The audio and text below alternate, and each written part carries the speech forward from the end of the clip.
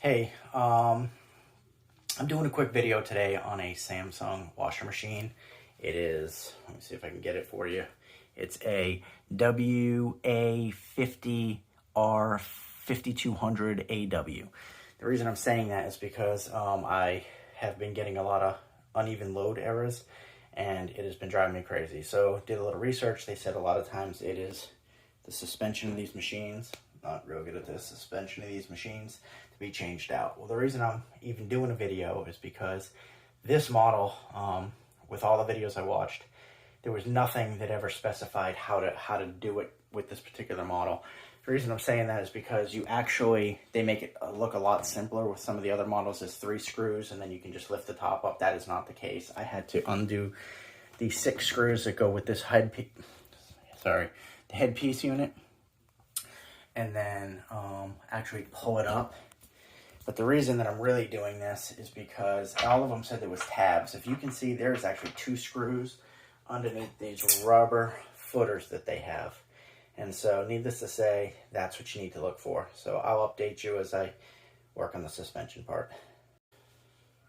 Okay, like you see on most washer machines, the suspension actually went in and out pretty easily. Even the one in the back they complain about, and I have virtually no room. Like, I'm climbing over my dryer and whatever. I put a stool back there to make it easier.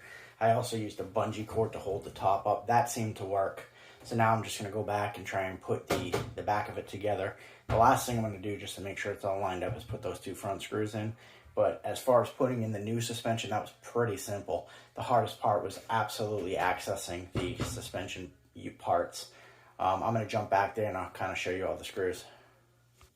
All right, so I'm back behind the machine. Obviously, you can see I have nowhere to work.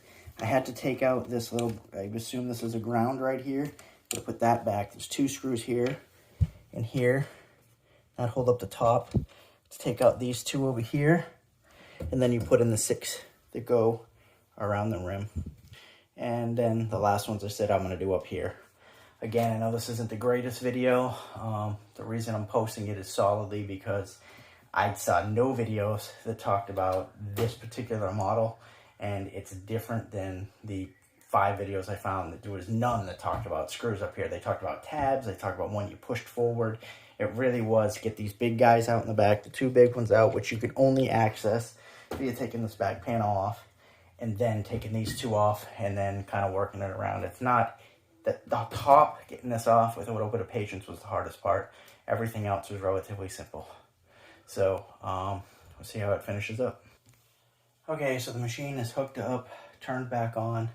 All the screws are in, pushed back. Like I said, this is a Samsung machine. It is agitator-less, as you can see. Bought it because I thought it was going to be one of the simpler machines. I like the fact that it had a big size to it. However, it sucks. I would not recommend it.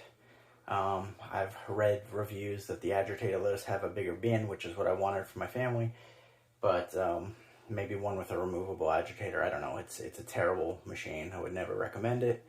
I'm very disappointed. However, this project, again, once I figured out how to access the back or the top, which again wasn't online, wasn't too bad to change the suspension. So I'm going to do a test run. So again, I know it's a crappy video, but maybe it'll help one person, and that's all it needs to do. So again, have a great day. Bye.